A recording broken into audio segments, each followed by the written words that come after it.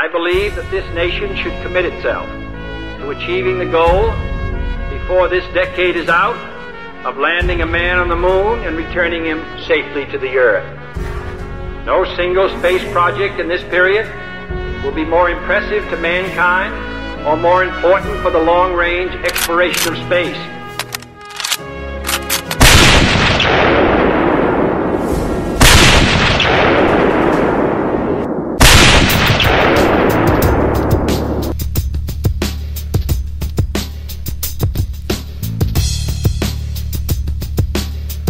What up, what up? This is your boy Rob Clark welcoming you to the 22 November Network. Get ready for another exciting edition of the Lone Gunman Podcast featuring me. That's right, your boy Rob Clark coming at you. Stay tuned. Be right there.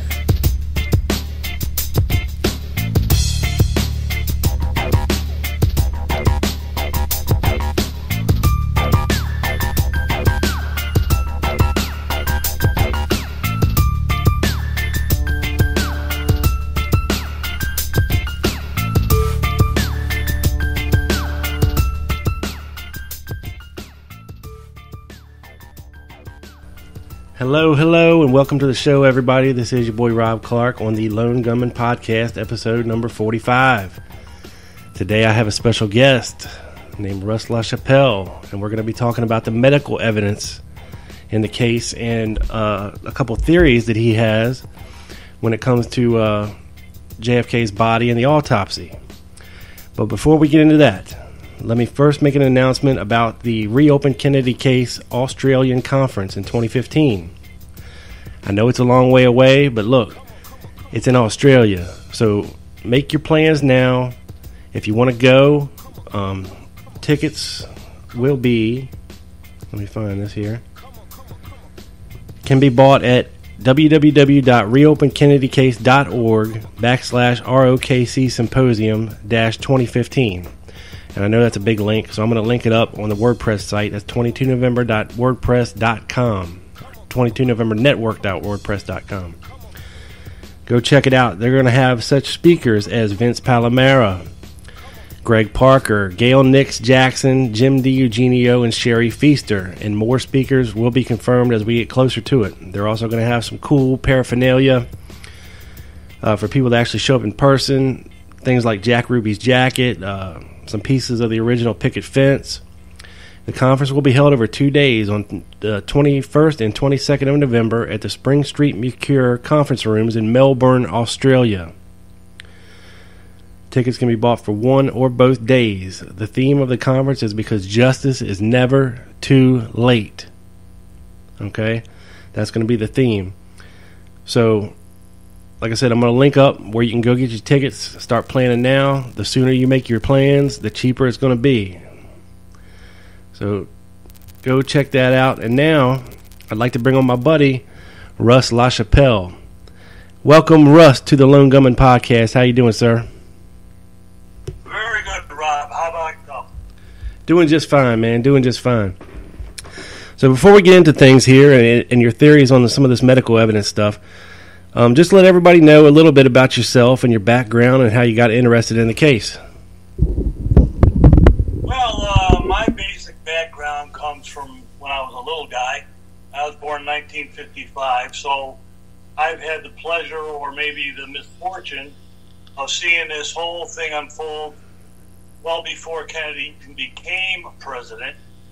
I had a grandmother who lived in Buzzards Bay, Massachusetts, and she, in the 50s, worked at Falmouth Nursing Home, which is maybe, as the bird flies, maybe 10, 12 miles from the Kennedy compound.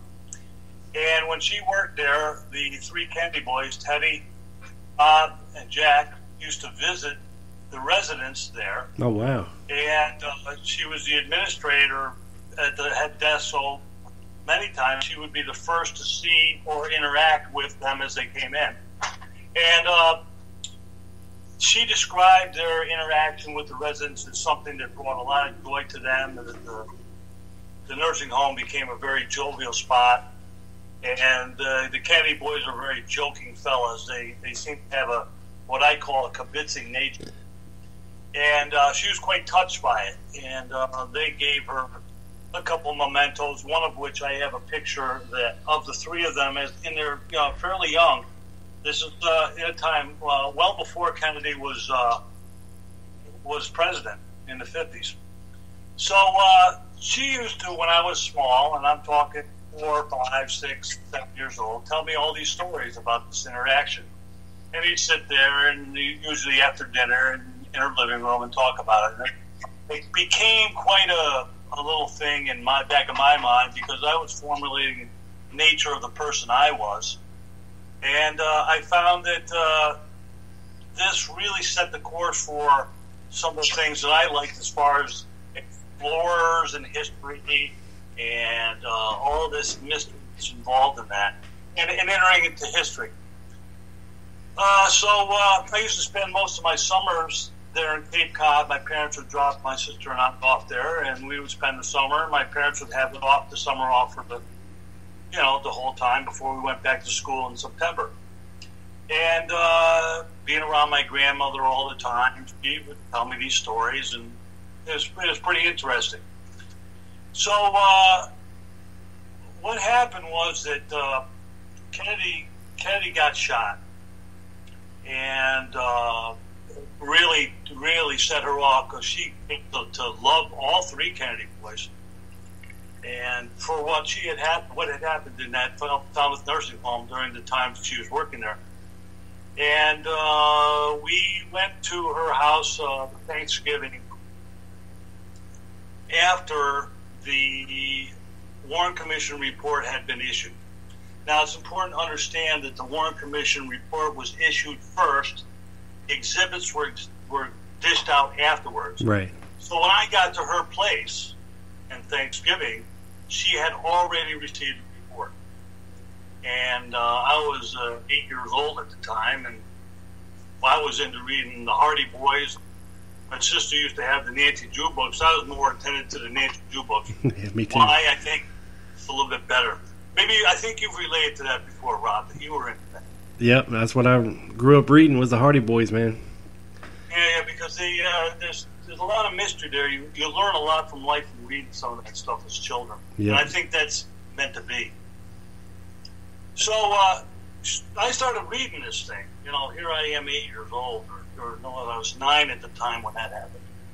And she saw my interest in it. She said, well, why don't you take this home with you? And she allowed me to take the book home, and then she said, bring it back next summer, and away we go.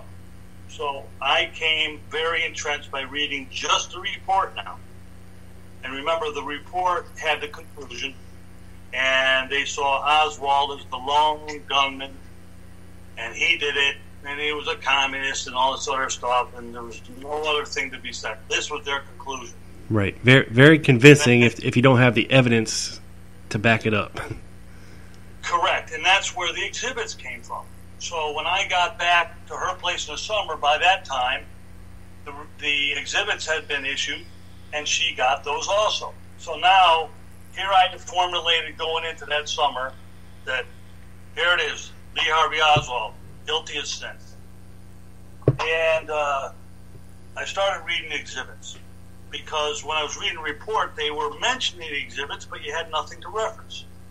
So now I started reading the exhibits, and by the time, maybe August of that year, I had pretty well formulated. I'm looking at the two and comparing. I says, wait a minute, there's something not making sense here. The report says one thing, and the exhibits are showing another. And I started pointing it out to my grandmother, who was, at that time, like, glad that Ruby killed Oswald. He thought that he had done a good thing. Right. And I had seen with my father on that Sunday morning, he made sure at breakfast, hey, they're bringing Lee Harvey Oswald out. I watched 4 feet from a 19-inch Philco, Jack Ruby kill Lee Oswald. My father sitting behind me on the sofa, and I turned around and said, this guy's got nuts. Oh, wow. Watching live on TV, a guy kill somebody. So you actually saw it live with your own eyes back then? With my own eyes. Wow. At 8 years old. And I was like, wow, this guy's crazy. And my father, I turned around to him, and he's glued to the TV, so I turned back, and then we're watching all the scuttlebutt, and it happened.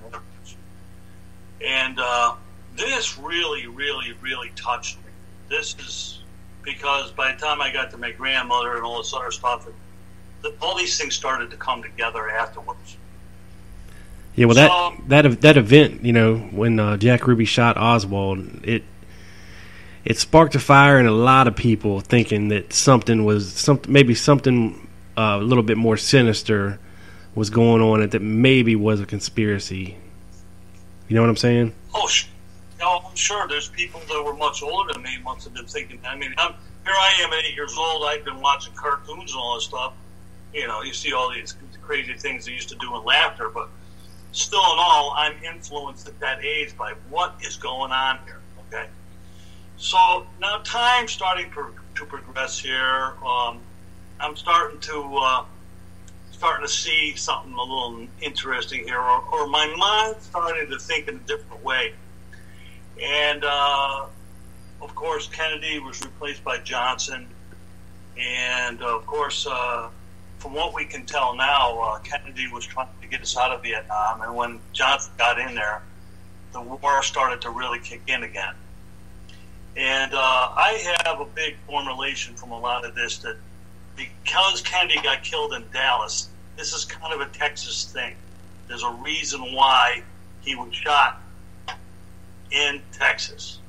This is my own personal belief, which I can kind of go on longer than this to present certain things that were happening. We know that there were other attempts but I think they were kind of warm-ups. They were, hey, let's figure out what we can do.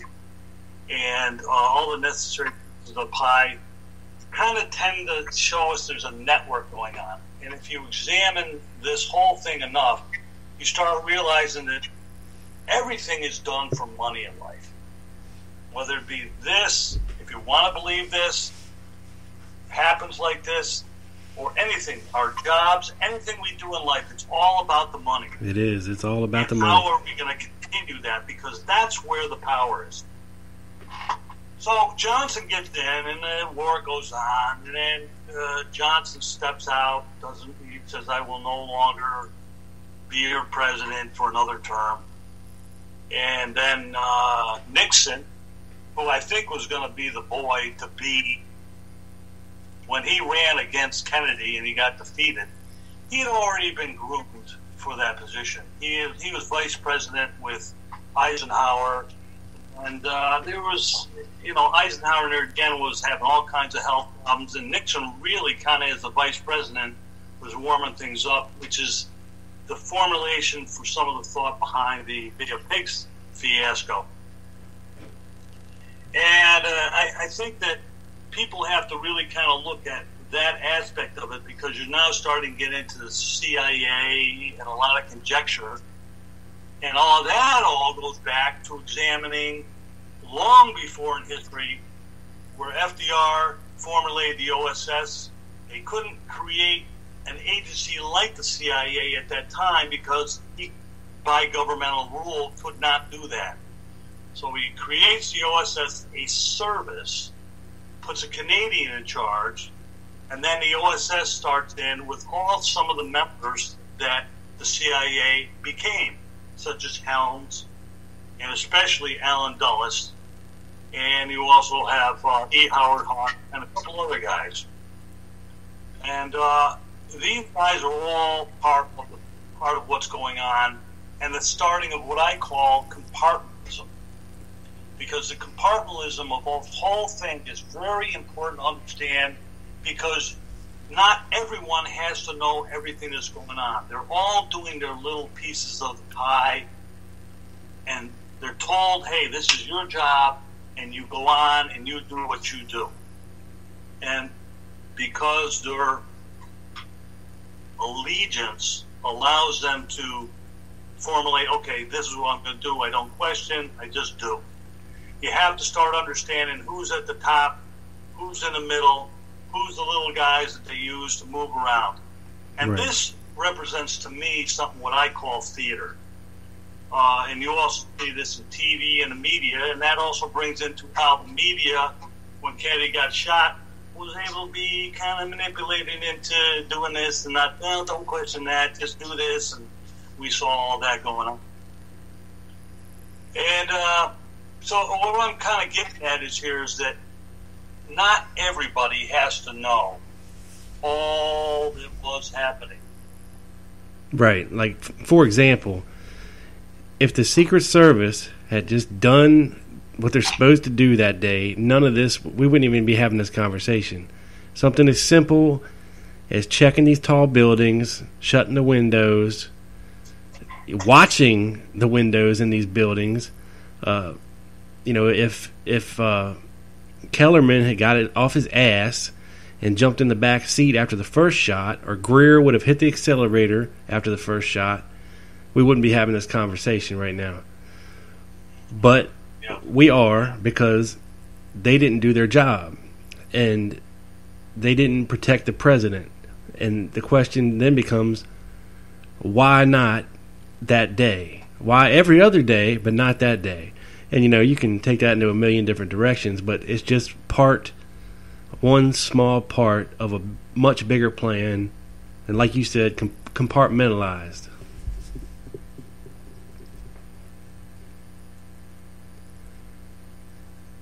Exactly. And now you have to start to get into certain people and why this thing Dallas. Why is it happening in Dallas? Well, you have to understand also that after the Bay of Pigs, Kennedy fired Dulles. I didn't really fire Dulles. He kind of smoothed him out of the way, and along with him, a couple of his buddies, General Bissell, and Cabell. Now, Charles Cabell is the brother of Errol Cabell, who was at the time the mayor of Dallas. And the mayor of Dallas, being the overall guy, even had his say as to what the police would do. Right. He was definitely there was definitely something up there with the Dallas police that day as well, and Jesse Curry and Fritz and everything that was going on there also. So, I mean, in my thinking here, we have a situation where you have this turn, which should have never been approved, when you're coming off of Main Street, Houston onto Elm. I mean, this is just ridiculous that they would, they could have made a plan to just go straight down Main, under the underpass, and then did their thing to get to the Trade Center. Right. And so why is this happening? And you have to think that Errol Cabell, for some reason, has to be responsible, although there's a proof that has to go through the Secret Service. So this is where I see the tie-in between the Secret Service and Cabell. So now let's get to the actual, what I call intersection, which is not an intersection, it's actually Elm Street. And they're turning the corner, and they have a situation here where you're coming down Elm Street, and we have Mr. Zapruder sitting up there on a pedestal with Marion Fitzman standing behind him, and he's filming away. Now, I remember by the EV reports, they interviewed Zapruder, and he said he kept filming. And what's also very interesting is if you look at the Zapruder we know now, you see a section of it that isn't there. So, did he stop? Did he not stop? I don't know. I think at the very least he slowed down, because there's a lot of witnesses to seeing the brake lights come on. Oh yeah, well this is also very important. But you have Kennedy. The first signs of anything in the film is that he raises his hands. You see him coming up after that sign is in the way. Right. So that's identified as Z225, which to me looks like he's getting shot in the throat. Right. And then we move along a little bit, and Zapruder keeps on filming. You got a little bit of movement in there, and they've examined that movement in the film.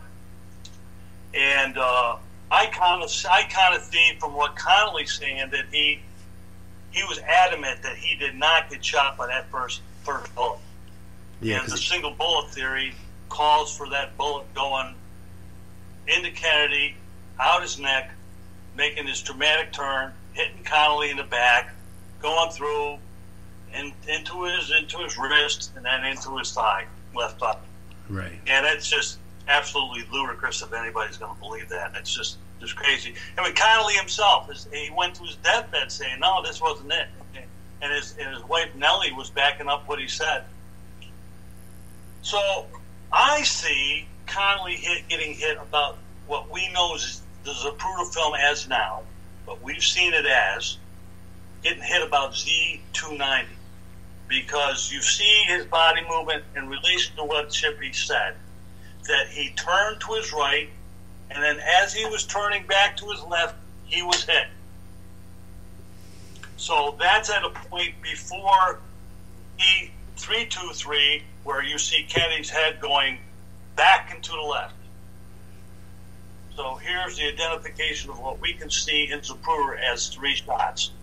Now, according to Sherry Feaster and her forensic examination of this, she's seeing from the blood spatter evidence a triangle forming that shows evidence within an area in the South Knoll location.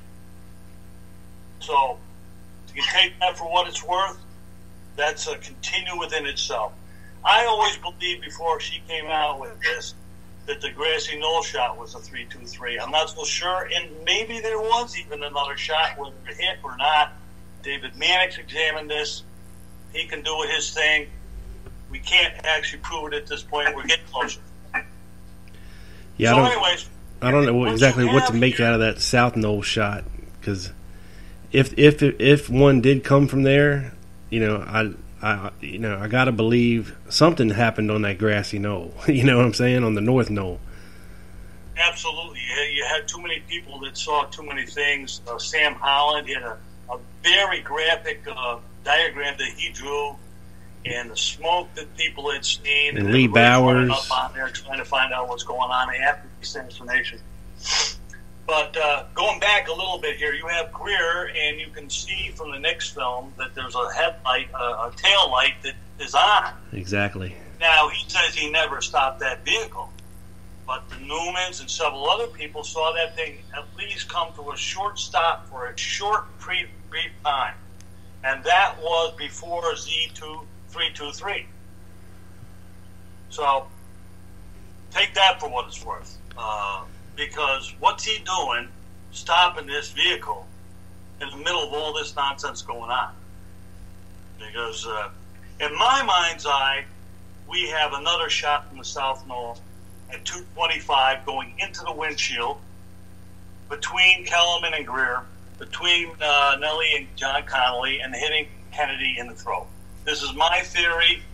A lot of evidence that might back this up. People saw Miss Blanche, she's a nurse at Parkland Hospital. She saw through and through bullet hole. And there's different things. Doug Wenton did a big examination of this windshield and a lot of nonsense that went on that weekend with the limo going out to Michigan. So it's just important. What I'm saying is, to understand a lot of this stuff, you really got to look into all these little details. Now, not saying that everybody's right, but you got to have that information and look at it objectively. You can't come up with this crazy nonsense. This, oh my God, this is what I'm going to believe. You have to look at all the pieces of the pie. So anyways, Kennedy gets hit, 323. All of a sudden, Greer takes off. Kellerman describes a bunch of the flurry. And he says, get out of here. Now, here's what's important. The distance from that point and under the underpass and the turn to the Stemmons is a very short period of time. Now, William Greer is driving this vehicle. So, obviously, he's got to get him to a hospital. And there's no evidence that I know of that is available. Maybe I'm wrong, or maybe I have not seen it. But that's a short period of time to make a decision to what hospital you're going to go to. Okay? Right. Now, we do know that Parker was informed at some point, probably once the limo was on the Stemmons and it was heading to Parkland. So, who's telling Greer to get to Parkland specifically? What do you think, Rob? I don't know. Probably Curry. Well, Curry's in the car in front of him, though. So somebody in the car. Well, it had to come from Kellerman. You know, does Kellerman tell him specifically at that point, you know, make a left-hand turn or make a right-hand turn here and get on the Stemmons, go like hell and get to Parkland as quick as possible? Or does Greer know that his destination is there? I think they were on the radio with somebody. I would have to think. Yeah, but remember, Rob, there's a very short period of time between the time the assassination actually occurred and they go on the underpass. There's only a short amount of road before you have to make that turn to Stemmons. Right. Okay. So, I mean, maybe Greer had been told ahead of time, hey, you know, if there's something that happens, this is where the hospital, and you go to that one. Yeah, that's probably what it was. I mean, they would probably have to know, you know, where the hospitals were, and you know, in relation to the route. I would assume, in case something did happen, it'd be part of the plan. Yeah, sure. But I'm just bringing this up because there's a possibility that he may have been the one to know only specifically. I don't know. So, anyways, he's driving down to Stemmons. He gets the limo to Parkland Hospital to the back dock. They unload Connolly, and they put him in trauma room 2. Then they unload Kennedy, and they bring him into trauma 1. Now, waiting in trauma room 1, because they had already been notified, is Nurse Hencliffe. She's in there already. She's in there all alone. And as they brought Kennedy in, I think it was Clark and a couple other nurses and William Greer are now entering trauma 1. Now, Nurse Hencliffe makes the immediate thing. She sees Kennedy as his body is being laid down, that he has this big wound in the back of his head, and he has a small hole in his throat. And she said her words were that it was no bigger than the end of her pinky. So we don't have a distorted wound at that point. It's a very clear wound, and she said that this looked like an entry wound to her. And of course, work was begun on Kennedy, and Malcolm Perry comes in, and he decides to make that tracheotomy through that wound. Later on in a conference, after all this has happened, he says 3 times, this is an entry wound. Okay, they're dealing with bullet wounds all the time. This has been his decision. You know, this is what he saw. Right. So, you know, it's pretty obvious when you take the initial information that we have an entrance wound in the throat of Kennedy. Now, where did this bullet go? Because you also have him laying down on his back. He's pronounced dead. And then the nurses go to work on him. And they're cleaning up his whole body because he's blood all over the place. And none of the doctors or the nurses saw a wound in the back, in Kennedy's back, as described in the autopsy in Bethesda later on. Now, this is quite interesting to me because the nurses took all of Kennedy's clothes off and they gave them to William Greer, whose own testimony states that he remained with the body. He was with that at all times. And this is very important, I think, to understand because he went through this whole thing. He was, you know, he was on Air Force One. He was at Bethesda and everything afterwards. So you have to understand that Greer is a key player in this whole thing. So they clean up Kennedy. They put a towel around his head, and they asked Aubrey Wright and Dennis McGuire, who were ambulance employees that were at Parkland, because they had brought in an epileptic seizure, which was right in the area of Dealey Plaza shortly before. Yeah. So they were there. They were already there. The thing that they had to start having to wonder is, well, how are we going to get Kennedy out and this and that? This is where the audience has to have a little participation in here to understand the importance of reading the Price exhibits. This is found in the Warren Commission testimony. The importance of this is to understand is what is going on with all these people that work at Parkland, what they were doing, and understand the movement of their in relationship to the time that all these events are happening before Kennedy's body is brought supposedly out in a bronze casket to the dock and loaded into an O'Neill ambulance and then brought to Love Field for loading on Air Force One. As all the pictures show, they show the Secret Service bringing them up the ramp and into Air Force One. What's interesting in the Price exhibits is that there is quite a bit of information that tells you that the Secret Service agents, along with Mr. Price, they had asked him, was there an alternative route out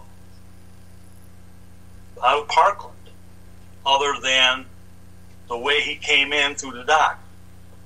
And they were also asking about, well, where can they get a casket? And it was mentioned that they could probably pick it up at one or two places. A military installation, and that's key, military installation, or at a local funeral home. So what I'm trying to do here is tie in the fact that, and a lot of people who examine this case understand that when Kennedy's body was brought to Bethesda, it was brought in military-style casket, shipping casket. This is documented that his body came out of that when he went into the autopsy room.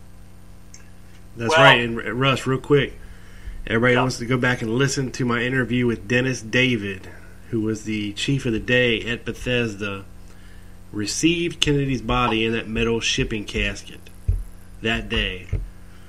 So, yeah, if you want to hear the details about all that, go back and have a listen to that. All right, go ahead, Russ. Yeah, that's a very, very important thing. So here we have the possibility of Kennedy going out two different ways. And the one way that everybody thinks he went out was in a bronze casket and loaded off the dock into the O'Neill ambulance and brought to Air Force One at Love Field. There is a second, if you read the Price exhibits, and I believe that we'll have a link on this little interview of Rob, you can add it.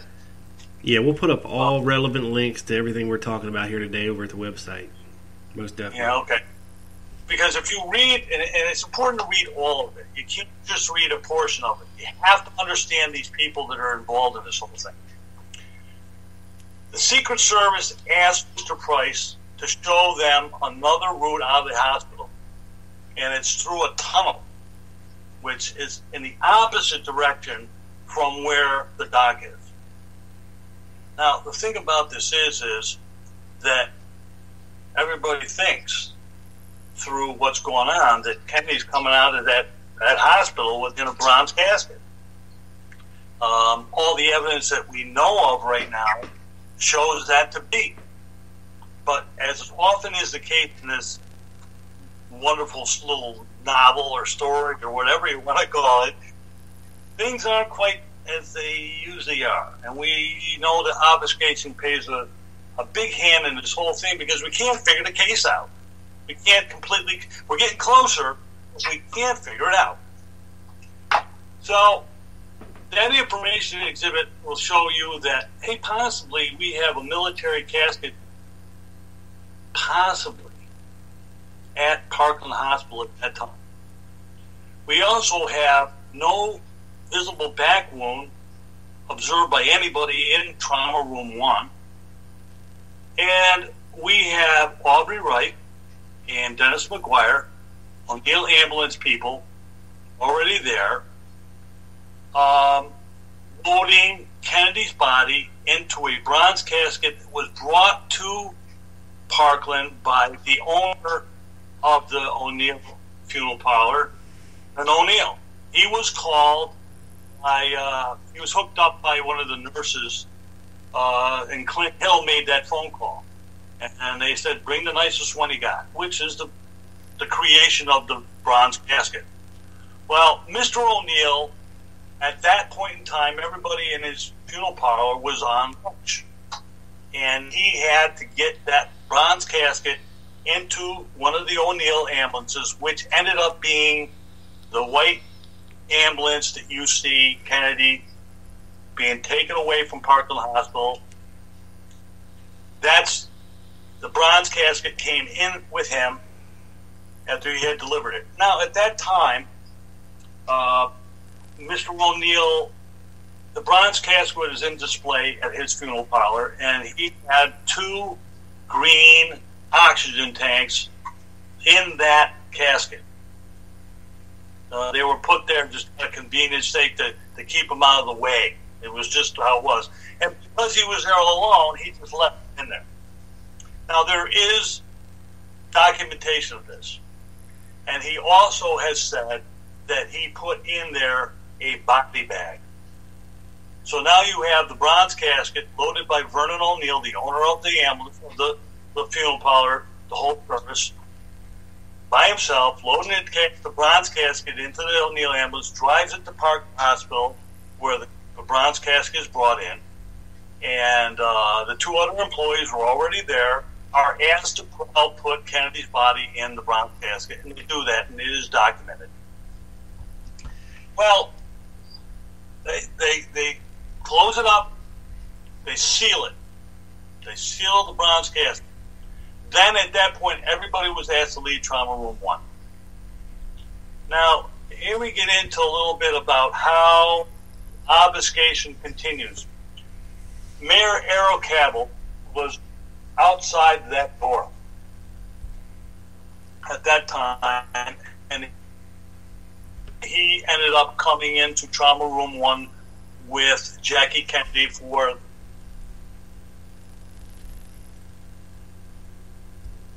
last kind of look, where she placed the ring and all this other stuff. And that all happened before the casket was sealed. Then everybody was asked to leave. And the reason why they were is because they were trying to create the security aspect and making sure that how they were going to actually get his body out of there, which ended up being, according to what we know, and I think Doug Horn has made an example of this particular aspect. Figures it somewhere to be 20-25 minutes, which is not unreasonable. I think there's enough time in the timeline here, if you really look at it, for it to be very, very true. But we do know from looking at the Warren Commission testimonies that of Mayor Cabell and his wife, mainly through her testimony, that Errol Cabell and his wife were separated for a period of time, but they also end up coming back together to travel in the motorcade that left Parkland Hospital for Love Field. So what's Errol Cabell going on? Because he kind of gets lost in the shuffle. This is where I'm making a little bit of speculation, because William Greer is in that Parkland Trauma Room 1 and never left the remains. That's his testimony. He stayed with the remains. It would take something special to go into my next theory as to how that body got out of that casket. And Dennis David knew that, hey, he unloaded the body in a military casket. All right, Russ. We also know through photographic evidence. I was just going to say, Russ, this would be a good. Yeah, Rob, what do you got? This would be a good stopping point here, and then we can get into how that body got back to Dallas, what went on in transit, as opposed to maybe what David Lifton laid out for us. Because really, when it comes to the medical evidence, you got David Lifton and you got Doug Horn being the two major views, and you have an alternate theory than both of them, but also combining both of their research, because neither one of them is entirely wrong and neither one of them is entirely right. And what you've put together is a whole different amalgamation, and people, you're going to want to hear this. And so make sure you come back, check out part 2 with Russ LaChapelle. We're going to get into getting that body out of Parkland, get it back to Bethesda, and what ensued in that autopsy room. You don't want to miss it. So Russ, thank you very much for coming on this week, and we will get back to you next week and continue the saga of Kennedy's body. Thanks, buddy. Okay, thank you.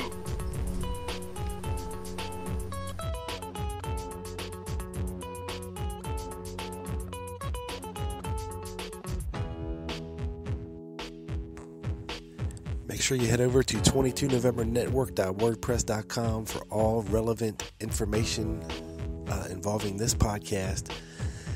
This some bitch is in the can, up to the satellite, beamed down directly to your ears. This is your boy Rob Clark. Out.